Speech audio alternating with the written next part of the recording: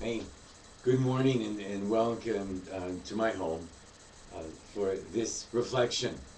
And as you can see, the topic of this reflection is praying for the Turks and the Kurds. In this last week, the world found out about the devastating earthquake, 7.2 magnitude, which happened in the Van region of Turkey. Now, certainly, the name, the city of Van, 1915, that rings a bell for all Armenians, doesn't it? Our diocese, the Armenian Church of America, issued a directive that we should pray for those who are suffering in that region, and we should collect donations for humanitarian aid. And there was one line in the directive that I found to be very inspirational. In essence, it said, because we Armenians have experienced the earthquakes of 1988 and the genocide of 1915, we have a great sense of solidarity in suffering. Solidarity in suffering. And we are inspired to reach out spiritually and materially to fellow victims of devastation.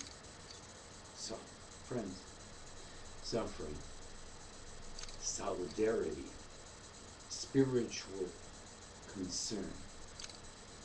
Yeah, we do hold the Turks and the Kurds in the Van region. We hold them in our prayers, don't we? Solidarity in suffering.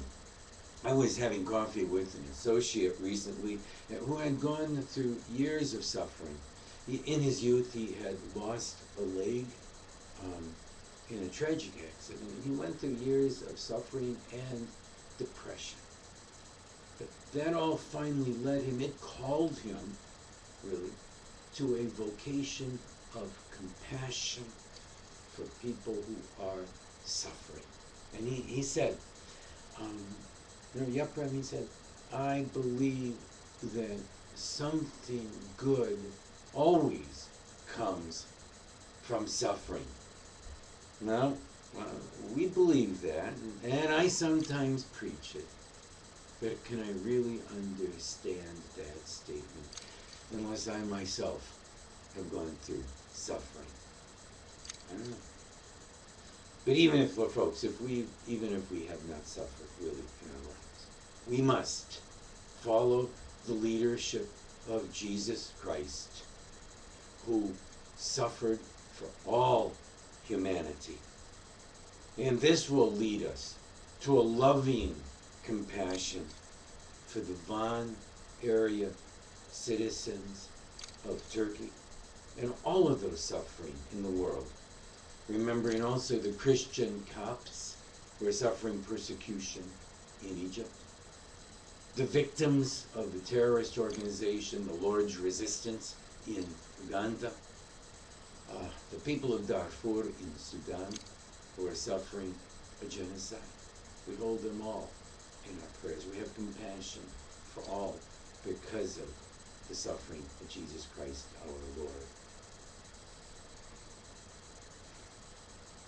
So, I wonder how many people may have been uncomfortable with this message today. Well, I'm pretty sure that my father, who was an orphan of the 1915 genocide, I'm pretty sure he agrees with this message. I am sure that St. Gregory of Nyssa, whose monastery was on Lake Van 1,000 years ago, he would agree.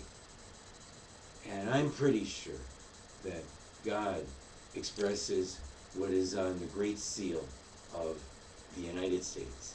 It says, Anuit Coptes. Hey, I hope to see you next week. Take care. Have a good week.